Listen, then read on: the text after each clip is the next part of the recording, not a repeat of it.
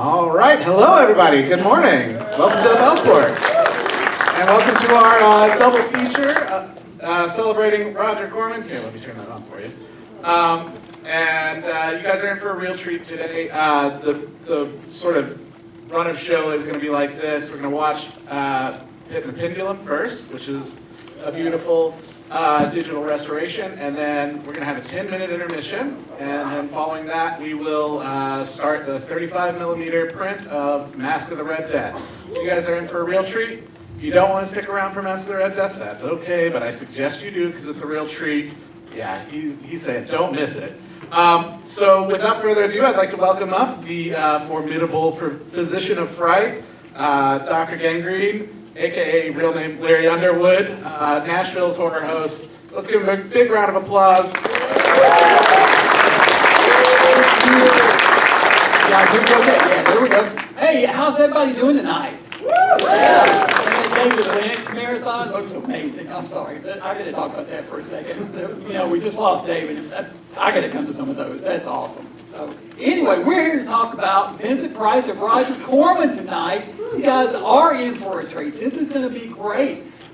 These films that we're going to look at tonight are part of what they call the Poe cycle of films. This is a series of 8 films made between 1960 and 1964, all of them based on the works of Edgar Allan Poe, and all but one of them starring the great Vincent Price. Now, prior to this, Corman was known primarily as making, inexpensive, okay, let's call it what it is, cheap and quickly made movies like, Attack of the Crab Monsters and It Conquered the World and The Last Woman on Earth, Bucket of Blood, goes on and on. Matter of fact, he was super busy. In just the 5-year span leading up to this, before 1960, he made an incredible 24 movies. I mean, think about that. Filmmakers nowadays, most directors are lucky if they make 1 movie a year, maybe 2. That's cranking. This dude made 24 films in 5 years. He was cranking. But by 1960, he was really ready to grow as an artist. He was tired of making those kind of pictures. He wanted to do something bigger and better. So his idea was to make a bigger budgeted movie with longer shoot schedule, better scripts, and top name actors. So he went to AIP, he pitched the idea, and to their credit, they agreed. The first film they made was House of Usher, which was a huge success. Now, this was the most money AIP had ever spent on a film up to this point.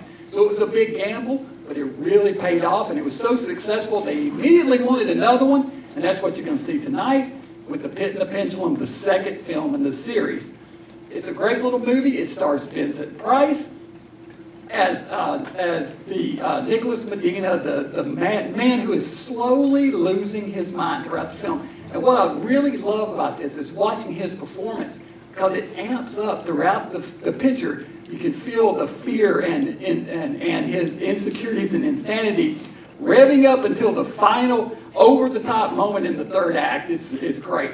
The second film we're going to watch is Mask of the Red Death, and you got to stick around for this one. It's probably the most ambitious film in the entire cycle.